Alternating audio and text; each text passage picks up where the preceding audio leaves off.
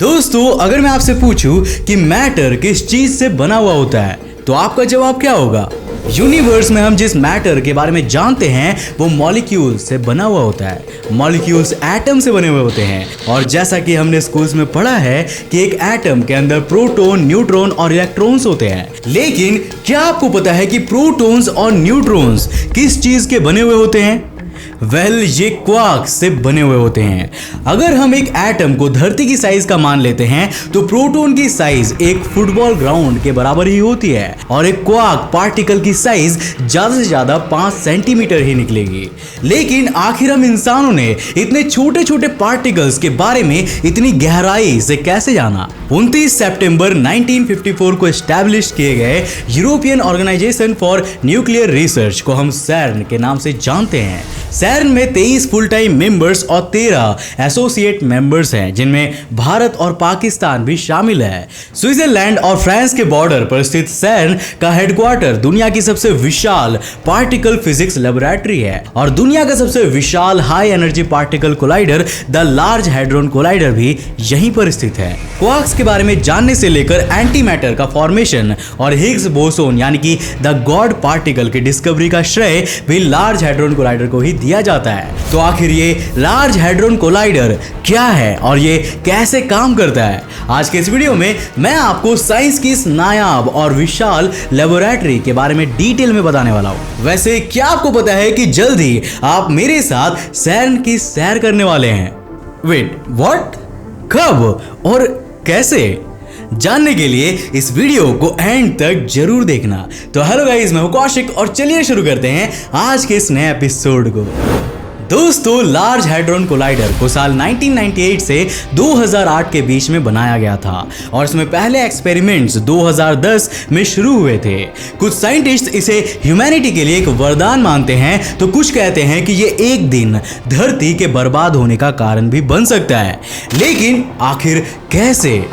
इसके लिए सबसे पहले हमें इसकी वर्किंग को डिटेल में समझना होगा। लार्ज हैड्रॉन कोलाइडर जमीन पर नहीं बल्कि जमीन से 175 मीटर्स नीचे है। ये गोल टनल में फैला हुआ है जिसका सर्कमफेरेंस करीब 27 किलोमीटर्स है। इस टनल में 2 वैक्यूम पाइप्स इंस्टॉल किए गए हैं जो कुछ जगहों पर आपस में जुड़े भी हुए हैं। 1232 डाइपोल मैग्नेट्स और 392 क्वाड्रुपल मैग्नेट्स इन पाइप्स को घेरे हुए हैं। इन मैग्नेट्स का काम प्रोटॉन्स को स्पीड ऑफ लाइट की 99% स्पीड तक एक्सेलरेट करना है। साथ ही ये मैग्नेट्स इस बात को अश्योर करती है कि पार्टिकल्स वैक्यूम पाइप की वॉल से ना टकराए और अपने रास्ते पर सीधे चलते रहें। इतनी सारी मैग्नेट्स को पावर देने के लिए यहाँ पर सुपर कंडक्टिव केबल्स लगाई गई है। और जानते हैं इनकी टोटल लेंथ कितनी है? वो है 2,50,000 किलोमीटर्स की। जी हाँ, अगर इस केबल को एक लाइन में लगा दिया जाए तो ये धरती से मून तक की 2/3 डिस्टेंस को कवर कर सकता है। हैड्रॉन कोलाइडर में लगी मैग्नेट्स को प्रॉपरली चलाते रहने के लिए उन्हें हर वक्त करीब -271.3 डिग्री सेल्सियस टेम्परेचर पर रखना होता है। ये हमारे स्पेस के एवरेज टेम्परेचर यानी कि -270.4 डिग्री सेल्सियस से भी ज्यादा कम है। मैग्नेट्स को इतना ठंडा बनाए रखने के लिए रेफ्रिजरेंट की जरूरत होती है and you may not believe, पर यहाँ पर 120 टन लिक्विड हीलियम को रेफ्रिजरेंट के तौर पर रखा गया है। एंड जस्ट फॉर कंपैरिजन, ये आपके घर में मौजूद रेफ्रिजरेटर में पाए जाने वाले रेफ्रिजरेंट से 40 लाख गुना से भी ज्यादा है। अरे मुझे चक्कर आने लग गया अब। लेकिन एक नॉर्मल रेफ्रिजरेटर की तरह यह आपके लिए पानी ठंडा करने या फिर आइसक्रीम स्टोर करने का काम नहीं करता। लार्ज हैड्रॉन कोलाइडर यूनिवर्स की बिगेस्ट मिस्ट्रीज को सुलझाने में हमारी मदद करता है। अब मेरे एक सवाल का जवाब दो। जब हम कांच की एक शीशी को दूसरे कांच की शीशी में फेंक कर मारते हैं तो क्या होता है?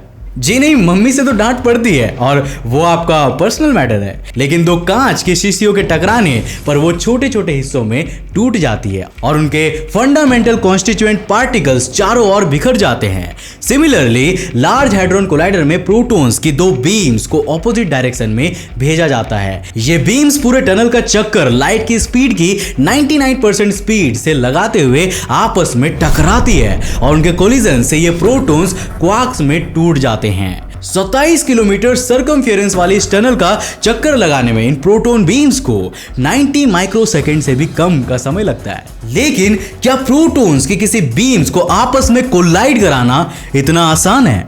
यहाँ काम करने वाले साइंटिस्ट इसे समझाने के लिए एक एग्जांपल देते हैं। वो कहते हैं कि अगर आपसे कहा जाए कि आप सुई की दो नोक को आपस में कोलाइड कराओ तो क्या ये आसान होगा? जी नहीं, आपको इन्हें अपने हाथों में नहीं लेना है। ये नीडल एक दूसरे से 10 किलोमीटर दूरी से स्टार्ट करेंगी और आपको इन्हें पिन पॉइंट बिल्कुल नोक के सेंटर में कोलाइड कराना होगा। लगता है ना असंभव सा?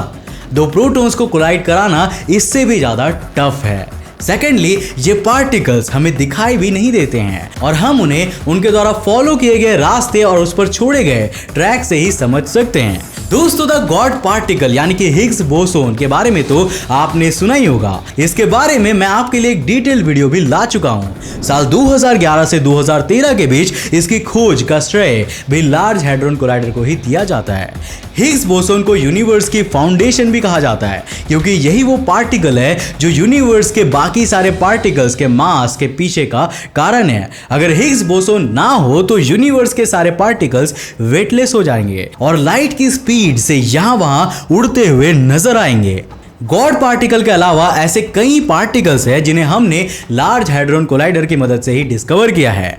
अगर लार्ज हैड्रॉन कोलाइडर ना होता तो शायद हम पार्टिकल फिजिक्स को इतनी गहराई से कभी भी नहीं समझ पाते। वैसे जब यूनिवर्स के रहस्यों की बात आती है तो हम एंटी मैटर को कैसे भूल सकते हैं? लार्ज हैड्रॉन कोलाइडर ने एंटी मैटर पर की जा रही रिसर्च में भी अपना योगदान दिया है। अगर आप अंतरिक्ष टीवी के रेगुलर व्यूअर हो तो आप एंटी मैटर के बारे में काफी कुछ जानते होंगे क्योंकि मैं इसके बारे में कई सारे वीडियोस पहले ही ला चुका हूं। इस यूनिवर्स में प्रेजेंट हर एक मैटर पार्टिकल के लिए एक एंटी मैटर पार्टिकल एग्जिस्ट करता है। इसे हम उसकी मिरर इमेज भी कह सकते हैं।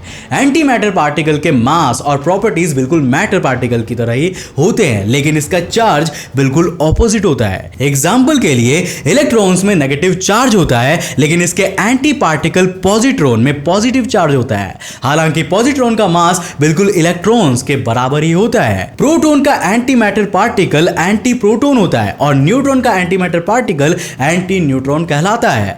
लार्ज हैड्रॉन कोलाइडर से ना सिर्फ हम इन एंटी मैटर पार्टिकल्स को क्रिएट कर सकते हैं बल्कि इन्हें आपस में ज्वाइन करा के इनसे एंटी मैटर एटम भी बना सकते हैं। जब एक इलेक्ट्रॉन और एक प्रोटॉन मिलता है तो हाइड्रोजन का एक एटम बनता है। इसी तरह जब एक पॉजिट्रॉन और एक एंटी प्रोटॉन मिलता है तो एक एंटी हाइड्रोजन का एटम बनाता है। अगर हम हाइड्रोजन और एंटी हाइड्रोजन के एटम को आपस में कोलाइड कराएंगे तो इसका रिजल्ट एक एक्सप्लोजन होगा क्योंकि जब मैटर और एंटी मैटर टकराते हैं तो वो दोनों बर्बाद हो जाते हैं। वेल, इससे हमें ये सीख मिलती है कि ऑपोजिट अट्रैक्ट्स बट ऑपोजिट भी इंसान ही होना चाहिए, कोई टेररिस्ट नहीं जिसके पास जाकर एक एक्सप्लोजन के बाद आप खत्म हो जाओ।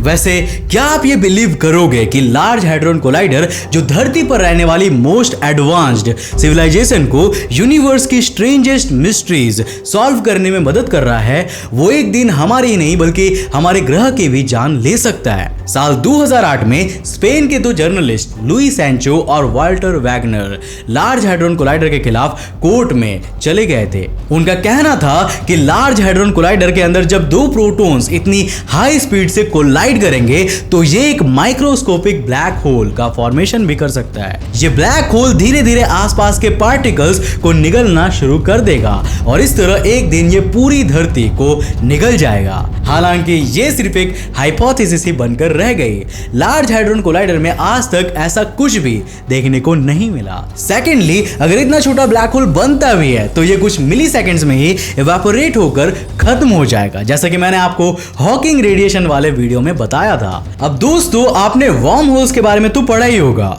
साइंटिस्ट मानते हैं कि यूनिवर्स में कुछ ऐसे टनल्स एग्जिस्ट करते हैं जो इसके दो अलग अलग डिस्टेंट कॉर्नर्स को आपस में जोड़ते हैं। मतलब एक वर्म होल के थ्रू हम एकदम से यूनिवर्स के किसी दूसरे ही कोने में पहुंच सकते हैं या फिर टाइम में ट्रैवल भी कर सकते हैं। अब कुछ लोग दावा करते हैं कि लार्ज हैड्रॉन कोलाइडर में पार्टिकल्स के कोलाइड होने से निकलने वाली एक्सट्रीमली हाई एनर्जी के कारण इसके अंदर एक वर्म होल भी बन सकता है, लेकिन वो कुछ लोग ये नहीं जानते कि आउटर स्पेस से धरती के अपर एटमॉस्फेयर पे ऐसी हाई एनर्जी बीम्स की बॉम्बार्डिंग लगातार होती रहती है। लेकिन क्या आपने वहां पर आज तक कोई वर्म होल देखा है? वेल, मैंने नहीं देखा। अगर मुझे कुछ देखना ही है तो मैं तो द लार्ज हैड्रॉन कोलाइडर और CERN को देखना चाहूंगा और उसके बारे में डिटेल में जानना चाहूंगा। और अंतरिक्ष टीवी एंड ग्लोबल साइंस ने मिलकर यह मौका आपके लिए लाई है, जहां आप 5 सितंबर को CERN के लैब का लाइव टूर कर पाओगे। बस आपको globalscience.in पे जाना है, जिसका लिंक मैं नीचे डिस्क्रिप्शन बॉक्स में दे दूंगा। फिर वहां इस रजिस्ट्रेशन फॉर्म को फिल कर देना है एंड बस आपका काम हो गया। आपको कंफर्मेशन मेल आएगा एंड इस इवेंट के दिन लाइव वीडियो की लिंक आपके मेल पे डायरेक्टली आ जाएगी। तो सोच क्या रहे हो, जल्दी जाकर रजिस्टर करो, बिल्कुल फ्री है। और लास्ट डेट 3 सितंबर तक हमने एक्सटेंड करवाया ताकि आप लोग रजिस्टर कर पाओ। तो फटाफट जाओ, रजिस्टर करो और 5 सितंबर को मिलते हैं CERN के लाइव टूर पे। तो उम्मीद है कि आज के इस वीडियो से आपने काफी कुछ नया सीखा होगा। अगर सीखा तो इस वीडियो को लाइक करने के साथ साथ अपने फ्रेंड्स और फैमिली के साथ जरूर शेयर करना। अगर आप नए हो इस चैनल पर तो इंटरेस्टिंग वीडियोस के लिए इस चैनल को सब्सक्राइब करने के साथ साथ नोटिफिकेशन बेल को ऑन कर देना ताकि आप देख सको हमारे वीडियोस सबसे पहले। तब तक के लिए बाय, जय हिंद।